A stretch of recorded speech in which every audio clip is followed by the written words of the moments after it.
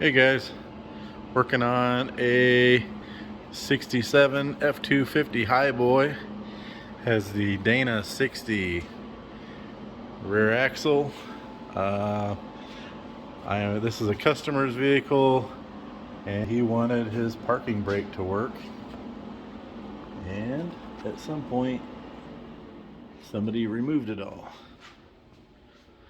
So I'm gonna do a quick video how to get this axle and hub assembly out. Obviously took the wheel off first. I've already taken all these 8 bolts off. Just wanted to show you how this all sits in there. Obviously 8 nuts,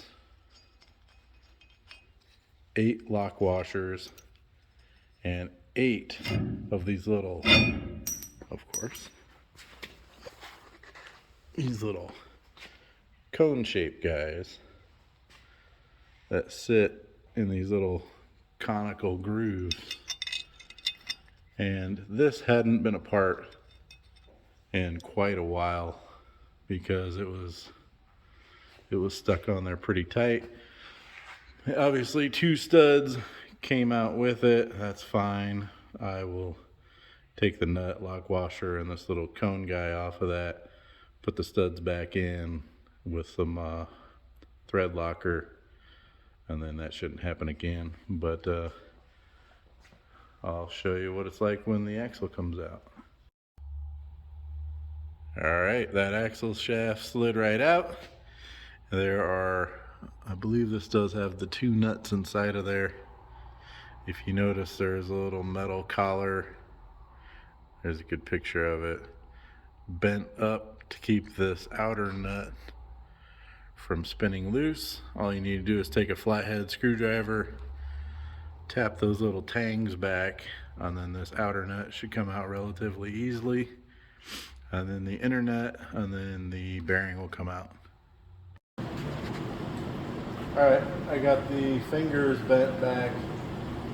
On this Dana 60, it is a 2 3/8 inch round corner socket. I ended up just buying a whole set, but you can just buy the individual socket.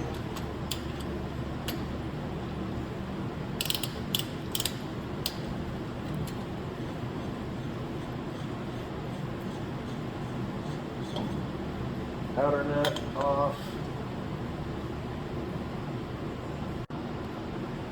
Alright, once that outer nut comes off,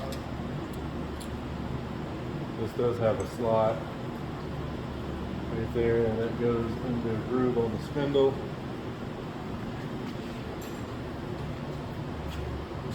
And then you can put your socket back on there. Back that inner nut off.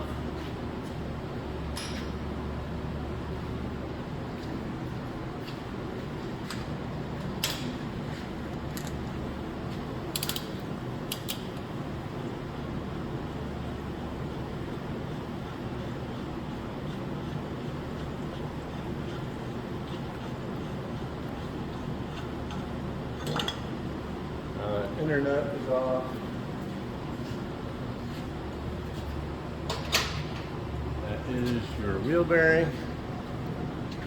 It should be nice and free. Just slowly walk it out.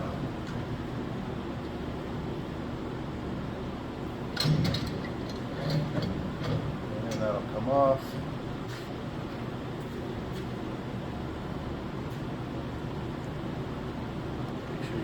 Clean, and now the drum will come off,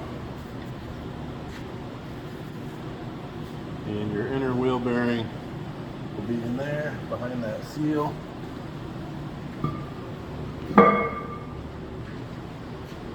And that's it, fully disassembled. Now you can inspect your brakes, check over everything. Obviously there's an issue with this.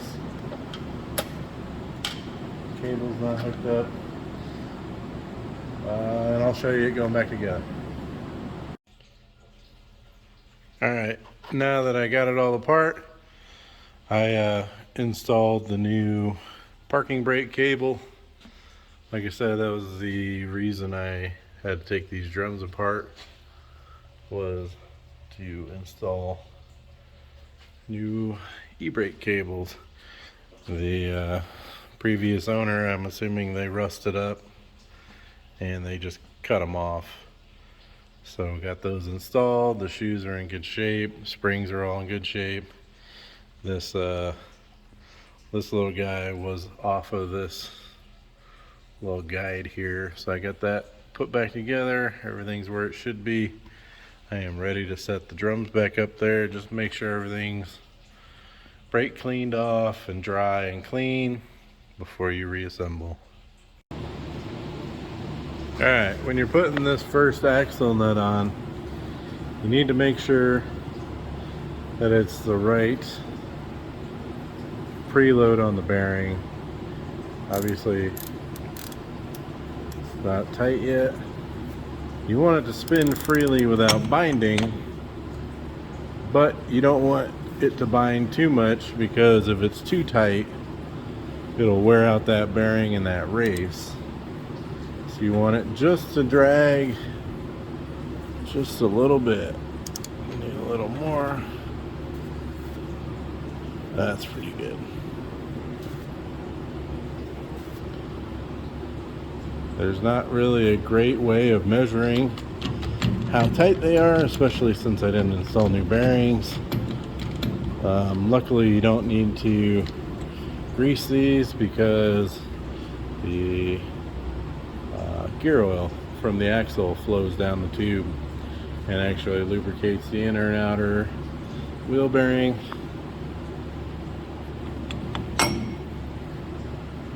Obviously, this has been chewed up from previous people taking the drums on and off without the right tools. But yeah, you just want to feel a little bit of drag, not too much. Obviously, you should never be able to move the drum back and forth either direction. That's a pretty good amount of drag. And now you can put that lock ring on in the outer nut and tighten the outer nut and bend those fingers over. Alright, about to slide this axle shaft back in. Make sure you clean both surfaces and put silicone on the axle shaft. A little easier that way.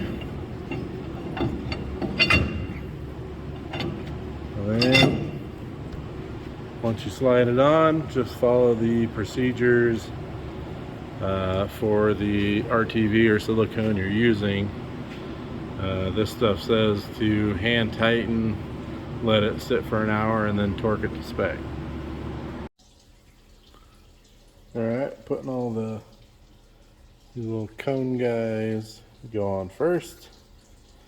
Obviously, sit that way, conical shape in, and then your lock washer, and then your nut. Like I said, with this silicone, I gotta let it, you just gotta finger tighten them down, let the silicone set up for an hour, and then I can torque it down.